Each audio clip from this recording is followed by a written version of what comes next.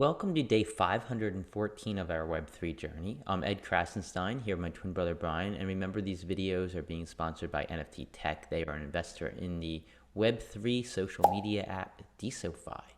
So Brian, what do we have to talk about today? Yeah, since we're coming off of a Sunday, there isn't a ton of news within the crypto space. Uh, there's some on the DeSo blockchain, which we're going to get to in a minute. But I just thought I'd use this time to talk about Mt. Gox. So Mt. Gox, for those who don't know, it's in a Bitcoin exchange, one of the very first large Bitcoin exchanges. They closed up shop in February of 2014 after a chunk of Bitcoin went missing. And basically, what happened is that everybody that had any Bitcoin in Mt. Gox lost it at the time. So if you had 100 Bitcoin, you were down 100 Bitcoin. And we were actually one of those people. Back in February of 2014, which is now about 8.5 years ago, we lost around 60 Bitcoin. I think it was like 59.6 Bitcoin. And it was horrible at the time. At the time, I think Bitcoin was trading at around $500, but we were really bullish on Bitcoin, so we really took it hard.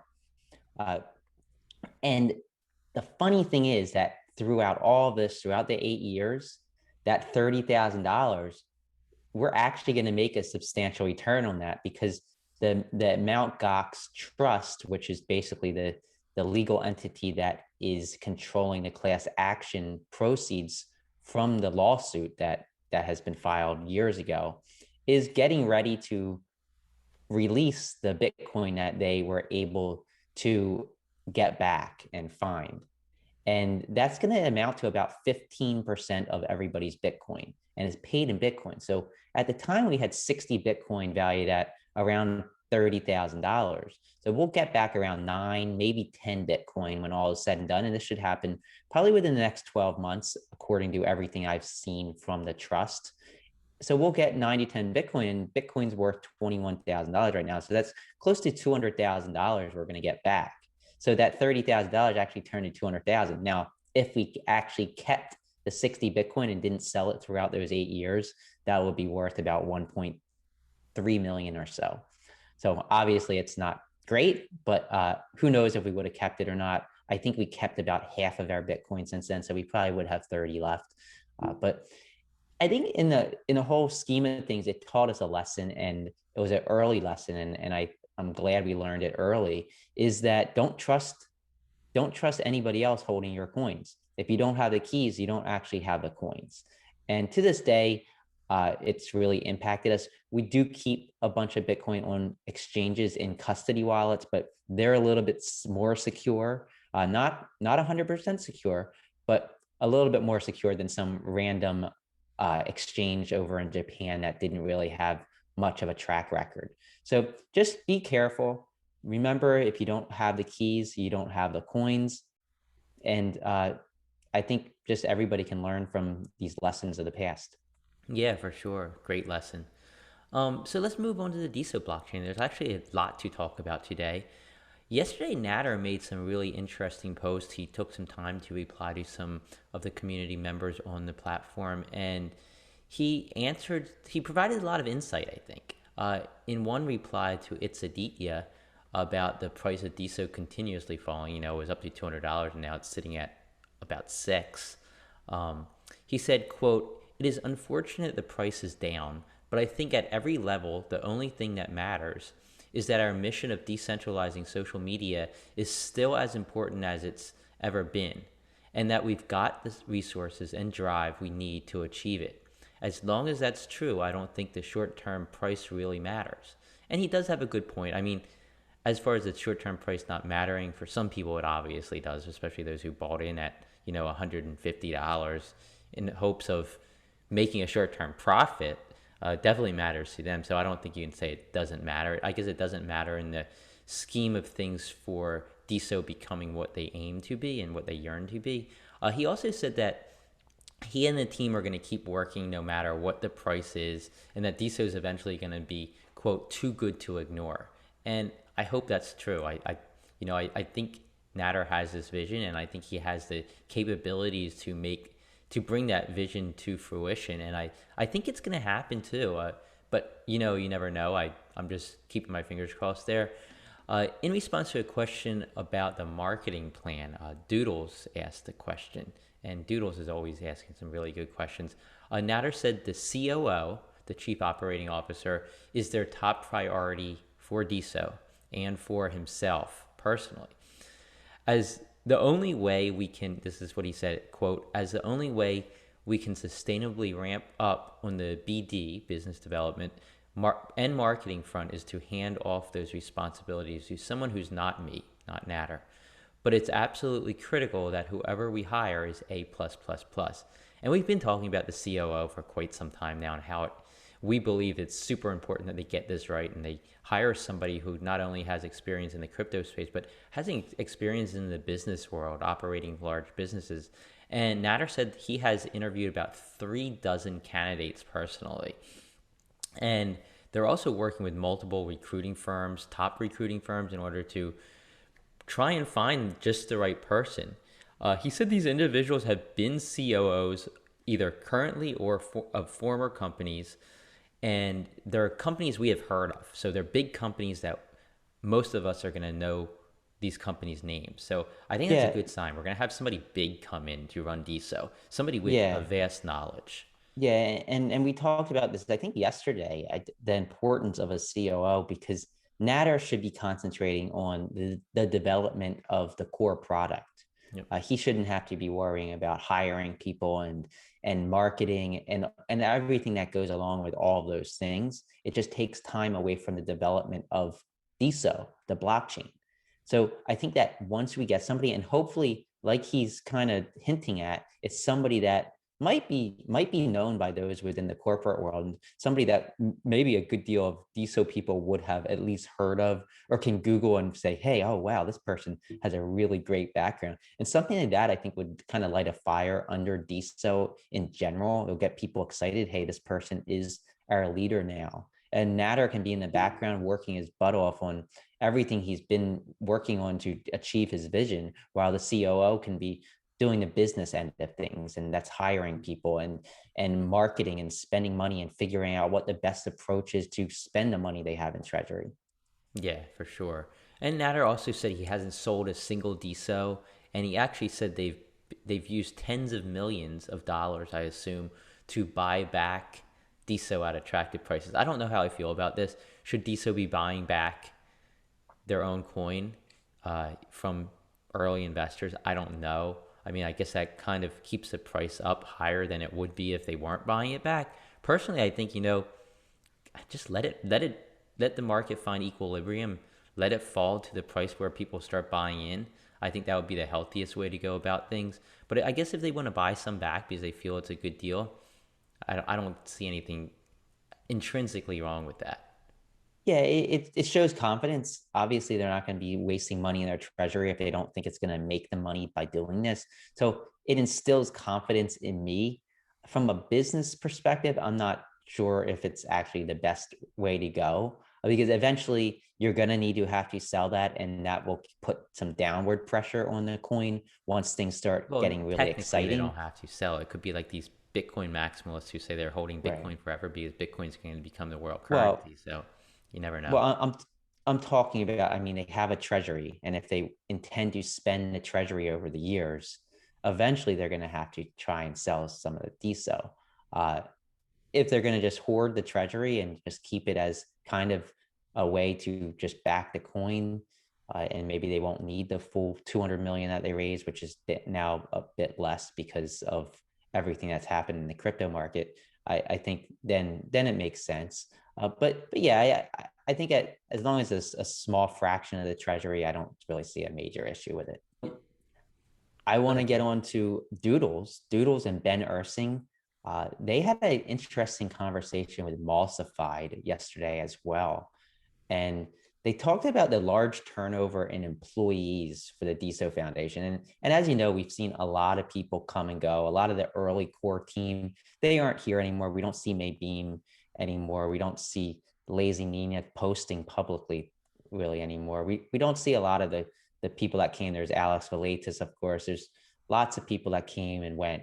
And Mulsify replied, and he gave a good reply here. And I think he brings up some good points, and I think it's an honest, truthful reply. And he said, some folks were short-term contractors, some were interns, some were just contributors who some burnt out mentally and physically, some were underperformers, some wanted to pursue passion projects, some decided Web3 wasn't for them. It's not a very easy industry to work in. So I think I think those are actually legitimate reasons why people leave. Web3, I think in general, is difficult to work in. And I'll just give some examples why. I think that when you're working in a Web2 company, there's a lot more profit potential with the companies. So a lot of these companies, they aren't making money. A lot of blockchains, obviously, it's not a for-profit blockchain. So you don't have these metrics to kind of look at and say, hey, we're really moving things forward. It gets kind of stale, I think, from an employee standpoint, because you don't really see progress by way of monetization or revenue streams. The progress actually comes on the coding and the development behind the scenes. But typically somebody that's working in marketing, they're not going to really understand that that's actually progress. And they see user numbers maybe leveling off or going down. And he's like, oh, this isn't really going anywhere. And do I have a future in this project? Do I have a future in Web3? But I think it's just a different mindset. And if you can kind of look at the future and envision where things are going to head and ask yourself, is this project working towards that future? And if it is, then I think you might have a bright future. But there is less profit potential in Web3 right now because there's so little users. And of course, you don't have revenue like ad revenue. You don't have all kinds of other streams of revenue that some of these Web2 companies would have. And people move on. Like you're not always going to find the right employees. It could be the employee's fault. It could be your fault. It could be just like there's just that not that mutual connection. So I think we got to look at it that way. But moving on, Octoposse. It's a huge day for Octoposse. Of course, yesterday, I guess on Friday, when do we have Matt Hope on? Friday, right? We had Matt Hope on our show on Friday, the creator behind Octoposse, along with Chermislav Digdong, who is the creator of Generative, which is the minting program they're using to mint these new Season 2 Octoposse. But Season 2 starts today, and minting is now open. Brian and I, we actually minted 3 Octoposse Season 2s this morning. We had 3 free mints. You can see it in the video that's playing right now. So if you own any creator coin, or if you own, I don't know if it's any creator coin, it's a certain amount of creator coin, or if you own any Season 1 Octoposse, you're going to get free mints. I know there's a certain amount, there's a leaderboard. So if you own any, you should definitely check out that leaderboard, or you just go try and mint one and see if it says you have a free pass. But it started, you just had to go to octoposse.generativ, without an E at the end of generativ.site.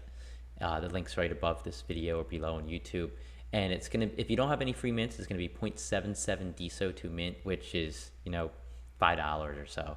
And 0.22 DSO to skip if you want to skip and wait for a better mint. Merge minting's free, so you're going to get to merge. So each Octoposse is going to have traits, right? And there's going to be 60% are male, 30% are female, and 10% are unisex. And you can mate a male and a unisex or a male and a female together to make a new Octoposse, or even a female and a unisex together to make a new Octoposse.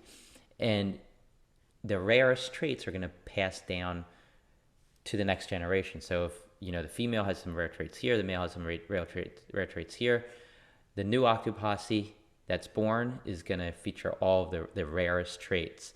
And the idea is to make the rarest possible Octoposse you can, and those who do will be winners and receive some rewards at the end. Minting is going to close on September 8th, or when the supply hits 700 NFTs. The top 10 rarest Season 2 NFTs will share in the prize pool. We don't know what that is. I guess it depends on how many are minted, how many are skipped, etc. I want to say Matt Hope, Chermislav Digdong have done a great job with this. I love what they're doing. It's an awesome game, and Brian and I are going to be playing. Yeah, I was just checking the ones we minted this morning. I love them already. But yeah, it's just I think the Octoposse project launched last year, I guess earlier this year. I don't exactly know the date, but it was one of the more exciting series. There's a lot of buzz around it, and just seeing these new ones being minted just brings back a bunch of nostalgia for me. And I think a lot of people will see it this way if they really get involved. So definitely check it out. If you're not going to mint any, just check some of the ones that are being minted out on octoposse.nftz.me. Yeah, so Nanobots has something coming. Yes, and nanobots. This week, Alex Toma, who's the awesome guy behind nanobots, will be minting new nanobots, and these are really cool NFTs. They're animated. Some of the few animated NFTs, especially PFP NFTs on the DeSo blockchain. I love these. We got to meet Alex in LA. He's just so passionate about everything he's doing. Definitely check them out. If you haven't seen them, I think you're gonna it's you definitely get attached to them. And there's just so many different ones with different things coming out of their eyes. It's just really cool. And they're animated too, so they're perfect for DeSo PFPs. If you want to have a Yep. PFP NFT, nanobots are the perfect answer for that. And speaking of people we met in LA, we met Simp in LA. Uh, he was a great guy. We got to talk to him at length for quite some time there. Unfortunately, though, he made a long post this morning comparing his relationship to DeSo to a relationship with a woman. And I'm not going to get into the details of that, but Simp's leaving. He's leaving DeSo, and At least kind of, temporarily. We don't know about for good. yeah. I mean, it's kind of sad to see him go because he's been an OG here on DeSo for so long. He's been very helpful for the community. Has ton of great insight. He's a young kid, but he has this vast knowledge of the crypto space, vast knowledge of business. You can just tell by speaking to him, and he's going to be missed. I hope he comes back. I do feel like if and when DeSo picks up, Simp and many others who have left will be coming back. Uh, he felt a little let down by DeSo. I think a lot of people can say that, but I think big things are coming, and I'm hopeful that this feeling of being let down is going to be replaced by this feeling of uprising and people getting excited again. So we'll just have to Yeah, wait and see. like some of the OGs are going to remember that they were OGs and come back once things pick up. That's how I see it. And Simp's definitely one of those OGs. Yeah, for So sure. So let's quickly get on to the top bidders of NFTs over the last 24 hours, according to NFTZ. And they were Jeremy G, Philip Muno, NFT Pets, Daily Deso Deals, Meta Philosopher, Studio Richards, Mr. Music, MJL Michael, Justin Time, and Brian Drever. So congrats to all those people that are keeping the DeSo NFT space alive and well. And quickly, I want to get on to the top Diamond Day creators over the last 24 hours, according to our friends at Outcome Base. And they were MJL Michael, who was also in the NFT lists above, R. Pete, M. Her, William Laurent, who's an amazing writer doing some pretty cool things within the Web3 space, Michelle Lord, amazing artist. I can't say enough good things about her. Krasenstein Us, Amber Byers, Rihan Ree, French Connector, and Tyne. And Ed, were you in a clubhouse with French Connector last night?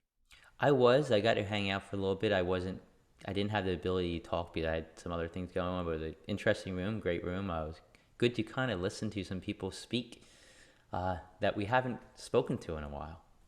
Yeah, so what are the events going on Yeah, within so DeSo there's this? one main event today. It's at 8 p.m. Eastern Time on Entra. It's investor office hours live with Michael Mara and angel investor Scott Kalick. That's on Entra again at 8 p.m. Eastern Time. Definitely check it out if you haven't already. Entra is an awesome app that's built on the DeSo blockchain. And that's And all the news we have for today. thanks, Miss Katie Ann, for providing this list to us every morning. She started doing that again. I know when I wake up at like 6:30 in the morning, that list is going to be in my Telegram. No pressure, Miss Katie Ann. So everybody have a great rest of your day, and we will talk to you tomorrow.